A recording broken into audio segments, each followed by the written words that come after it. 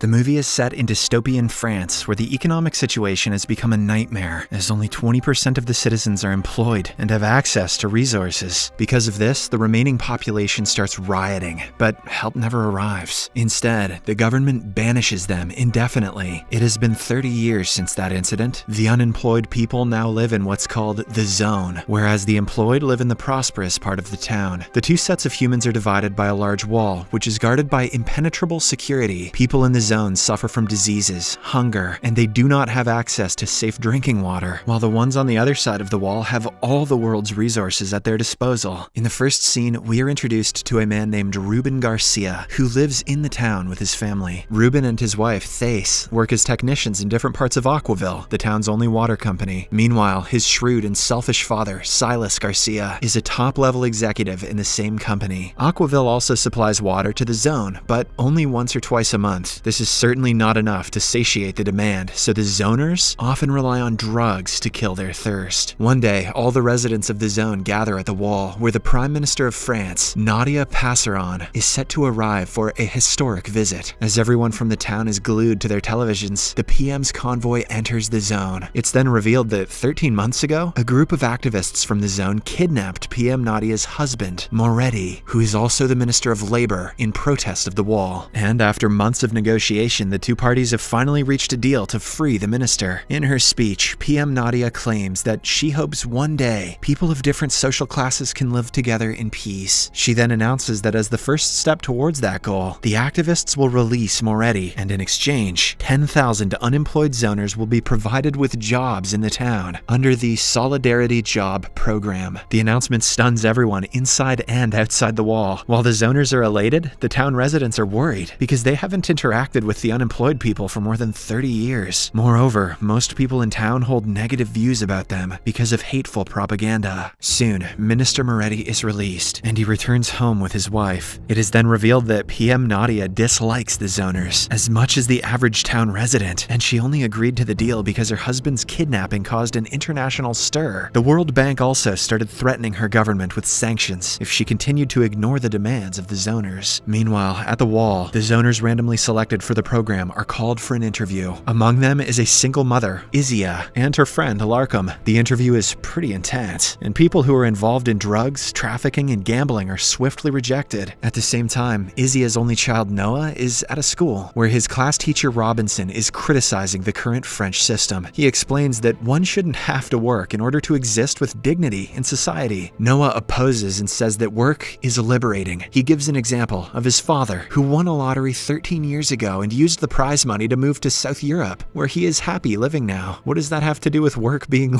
liberating? The movie then cuts to Aquaville, where Ruben learns that his department head has worked himself to death. However, instead of being sad, Ruben is elated, as he has been waiting to take over his boss's position. Without wasting any time, he then messages his well-connected father, Silas. At the Prime Minister's residence, Moretti gets medical treatment, and it becomes clear that he had been tortured for intel. Later, PM Nadia's head of security, Colonel Jean, interviews Moretti, and the latter assures her that he hasn't divulged any state secrets to the radicals. As a result, Nadia immediately declares that Moretti is fit to work, and again makes him the Minister of Labor. At Aquaville, we learn that Ruben's wife Thais is having an affair with one of her colleagues, Hans. The two are actually conspiring to steal important business data from Aquaville, which they plan to sell in exchange for money, and use it to move abroad and start a new life. See what complacency does to people? However, their attempts have failed so far, as Thais hasn't been able to get anywhere close to her father-in-law Silas's office. To make matters worse, the authorities have started suspecting that Hans is involved in something illegal, and he is being investigated. Later, Ruben tells Thais about his intentions to apply for his late boss's position. He desperately wants the promotion, so he can afford to send their autistic daughter Maëlle to Phoenix Academy, a popular school for specially abled children. This is because if Maëlle keeps studying in normal schools, she won't get any jobs in the future, and thus will end up in the zone. However, the arrogant Thais is confident that Ruben's selfish father won't help him secure the promotion. She also adds that they should have gotten rid of Maëlle a long time ago. Unfortunately, the little girl overhears the conversation and becomes sad, so Ruben goes over to comfort her. The next day, Ruben nervously approaches his father Silas and requests help to secure the management position. Surprisingly, the latter agrees, and he even invites Ruben to an exclusive ministerial party the next day. Meanwhile, Meanwhile, at Aquaville, Hans meets with PM Nadia's head of security, Jean Mars. It turns out both of them are Secret Zone sympathizers, and they are colluding with the activists to find dirt on Aquaville, which is the biggest financial supporter of PM Nadia's government. Thace is set to steal information from Silas's office the next day and flee the zone. Elsewhere, Izia and her friend Larkham clear the interviews and become excited as they are finally getting employed now. Don't get too excited, work sucks. The next day, hundreds of zoners are transported to the town for their first day of work. Izia is assigned to work at Ruben's house, and the latter is stunned to learn that she looks exactly like his wife. Meanwhile, PM Nadia and her team handpick Larkham and make him praise the Solidarity program on TV. In the next scene, Thace is apprehended and taken in for questioning by Aquaville security. Her only offense is that she is frequently hanging out with Hans, a suspected zone collaborator. Ruben, who is getting late for the party, tries to contact her but without success. Hence, with no options left, he convinces Izia to accompany him to the party as his wife. Later, the two reach the venue and are pretty nervous with all the dignitaries around. However, with some help from his father, Ruben and his supposed wife manage to impress the CEO of Aquaville. Meanwhile, after being freed to go, Thace goes straight to Jean and tells her that she couldn't complete the job. Upset, Jean takes Thace out and smuggles her into the zone, where she is picked up by an activist named Boris. The same day, Hans is exposed, so he too is transferred to the zone. After Thace continues to be out of contact, Ruben again asks Izia to play his wife's role the next day. Izia is scared of getting caught, but Ruben offers to pay her a hefty amount, so she reluctantly agrees. With this, he teaches Izia Thace's job and eventually sends her to work. Later, in the news, it is reported that 22 Solidarity workers were attacked by town residents on just the first day. This worries PM Nadia, as she must show the world that reconciliation is happening. Therefore, she appoints Larkham as the special advisor to Minister Moretti so he can help make the Solidarity program a success. Larkham is excited about his new role as he genuinely wants the two sets of people to get along, but Moretti hates the unemployed because of the torture he endured during his captivity. He strangles Larkham and warns him to keep his distance. On the other hand, as Izia tries to adapt to her new job, Ruben goes to officially enter his name in the race to become the director of water quality. Meanwhile, Noah finds a 13-year-old magazine with a cover story on the woman who won the lottery that year. Noah is shocked as he realizes that Izia lied to him about his father winning the lottery. Hurt, he wanders around and meets a local thief, Valley. The two quickly bond, and Valley invites him to her place where they have narcotics. Elsewhere, Thace finally learns that Hans deceived her, and he is actually a zone collaborator. She feels betrayed and threatens to report him. While investigating Hans's spy activities, the police narrow down 3 female employees he came in contact with. One of the women is Izia, aka Thace Garcia. The police present the woman before head of security Jean Mars. Jean is shocked to see someone claiming to be Thace Garcia, as she personally sent the real one to the zone. Later, she follows Thace home and learns that it is actually Izia posing as Thace Garcia. When Izia returns back to the zone, she learns that Noah is missing and starts looking for him everywhere. However, she is approached by Boris. Lo and behold, he reveals that he is actually Noah's estranged father, Ethan. Due to his involvement in the anti-system movements, Ethan abandoned his family and changed his name to Boris. It turns out Izia had to lie to her son to protect his feelings. Ethan asks for her help, but Izia isn't pleased to see him and declines to cooperate. Elsewhere, Noah almost overdoses on narcotics, so a scared Valley drops him at the local teacher Robinson's home. The latter immediately contacts Izia, and the two somehow revive the teenager. After Noah goes to bed, Izia confides in Robinson that she is quitting her job and heading south with her son, with whatever she has saved. However, when she returns home, she is devastated to learn that Ethan and his men broke into her room and stole her savings. Hence, left with no choice, Izia agrees to collaborate with the activists, and they give her a chip to insert in Silas's computer. The next morning, it's revealed that Moretti frequently suffers from PTSD, but he keeps his struggles from PM Nadia. He slowly becomes consumed with hatred for the unemployed, and to make matters worse, Nadia unwittingly confides in him that a Solidarity worker killed his employer the other day, and that she stopped the media from reporting it to maintain public order. Meanwhile, Hans learns that Thace hasn't drank water in 2 days, as Ethan has refused to give her clean drinking water. Disturbed and enraged, he confronts Ethan, but the latter refuses to budge. Unable to see her in this state, Hans reluctantly kills her and puts her out of her misery. Why didn't he just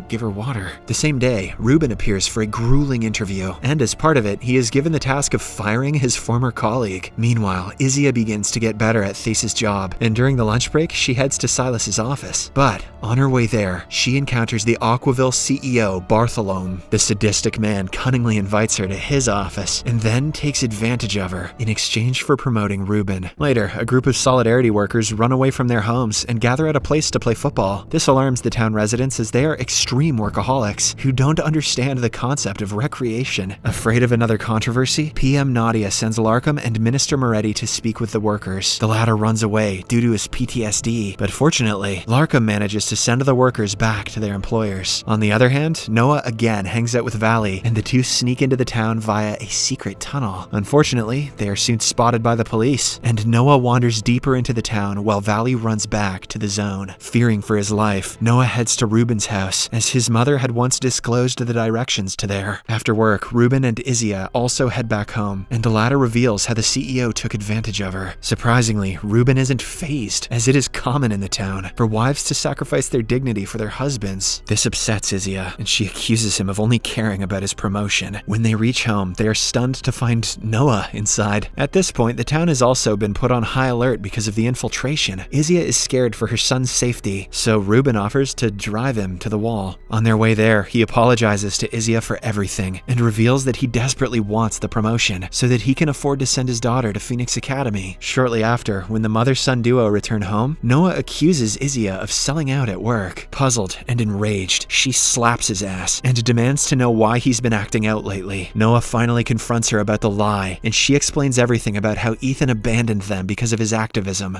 The next day, Moretti suddenly appears on TV, where he goes on a hateful rant against unemployed people and warns that an invasion is imminent, much to Nadia's dismay. Despite this, she refuses to give up on her husband and puts him under a 24/7 watch. She then seeks advice from her father, Mr. Passeron, who is revealed to be a former French prime minister. The wall was actually built during his tenure. Nadia mentions that she feels the wall was a mistake, but her father asserts that it was the only solution. Later, she asks Larkham to bring a video proof of how the program has changed his life. Nadia plans to release the video before the arrival of the president of the World Bank. At Aquaville, Ruben's competitor for the managerial position finds out about Izia's truth and starts blackmailing Ruben. The latter requests her keep her mouth shut, but she just won't listen. So, with no other way out, Ruben kills her. He then contacts his father, and the two get rid of the body. That evening, Ruben reveals everything to Izia and breaks into tears after realizing what a monster he has become. Izia feels sorry for him and tries comforting him. One thing leads to another, and they end up making love. At the zone, Saul, the leader of the activists, finally arrives and shows himself. In a shocking turn of events, he is revealed to be none other than Noah's teacher, Robinson. He, along with his rebels, are planning to invade the town, but for that to happen, they are counting on Izia to steal the data from Aquaville. The following day, the president of the World Bank finally comes for a visit, and PM Nadia introduces him to Larkham. Later, she holds a private meeting with the president and requests him to release the funds as they are in desperate need of them. However, the president tells her that the international community is apprehensive about supporting her government because she still hasn't removed Moretti, who incited violence against the unemployed, from her cabinet. As a result, PM Nadia finally decides to remove her husband, Moretti, from the cabinet. She also disavows all of his hateful comments towards the unemployed. This finally pleases the World Bank president, and he releases the funds to Nadia's government. Moretti is deeply hurt, and he later admits to Nadia that the rebels forced him into revealing state secrets. It turns out that Aquaville is purposely polluting Zone's water with the government's blessing for profit and power. Nadia panics, but she quickly comes up with a solution. Back in Aquaville, Ruben appears for his final interview before he is selected for the managerial position. At first, he states his strengths, but then he goes completely off topic and frames his final competitor for the murder of Peterson. He also presents bogus evidence doctored by Silas to back his claim, which results in the competitor's disqualification. Meanwhile, Noah and Valley show up at the secret hideout of the activists and demand to meet Ethan. As expected, no one has heard of that name before, and they ask the teenagers to go away. Noah and Valley oblige, but on their way out, they get away from the guard and manage to sneak inside the building. They then eavesdrop on the conversation of the activists, and Noah learns that his teacher Robinson is the leader of the group. In the next scene, Izia returns for work at Aquaville and finally manages to enter Silas's office. She successfully extracts the data in her chip, but before she can leave with it, Silas arrives and catches her red-handed. He attacks her, but she somehow manages to escape. along with the chip. Wasting no time, Silas alerts his son about Izzy's treachery, and Ruben catches her before she leaves the building. He slaps her, and in the process, she drops the chip. Izzy then comes clean that she was forced by the activists to collaborate. Later, Silas advises his son to kill Izzy,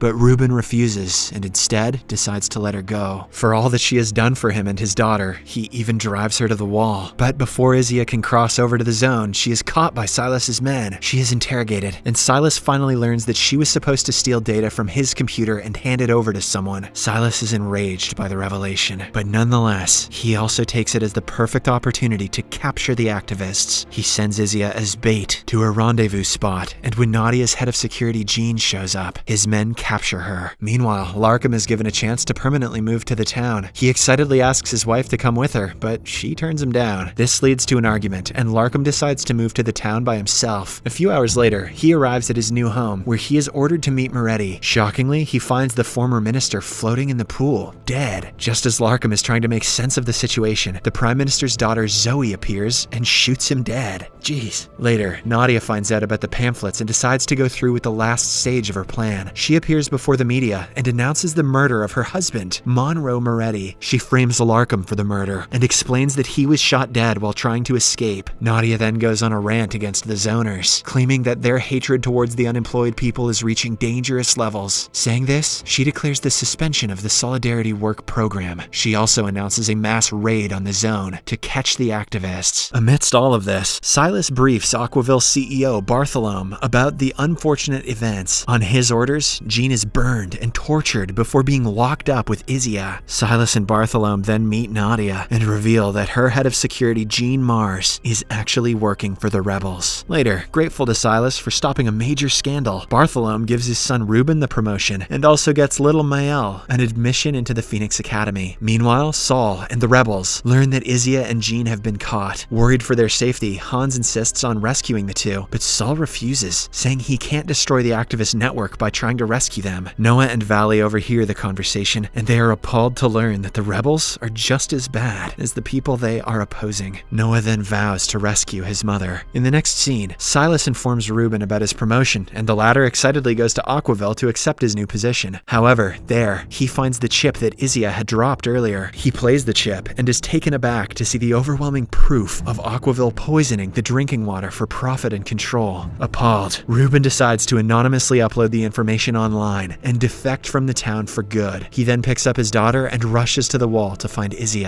The bombshell revelation spreads like wildfire, and Saul and the activists rejoice. On the other hand, Silas orders his IT team to trace the person who leaked the information. PM Nadia also panics and immediately comes before the media. She calls the whole leak a smear campaign and warns that strict actions will be taken against those responsible for it. Elsewhere, Ruben and Maël cross over the zone through the secret passage, where they encounter Noah and Valley preparing to enter the town. The two parties have a quick chat, and when Ruben learns that Izzy has been arrested, he asks Noah to take care of Maël while he goes to rescue Izzy. A while later, the rebels finally launch an invasion from multiple fronts, and Nadia's defense measures are easily overwhelmed. This is because many town residents have started opposing her, and many have already left their jobs. Hans and the others also enter the town to finish the mission. However, Ethan parts ways with them, and he goes to look for Izzy. Ruben also shows up at Aquaville looking for Izzy, and Silas realizes that his own son is behind the leak. When the two meet, an enraged Ruben holds his dad hostage and threatens him to reveal Izzy's location. Unfortunately, at the same time, the police discover that he is behind the data leak and arrest him. Ruben is then locked up along with Izzy.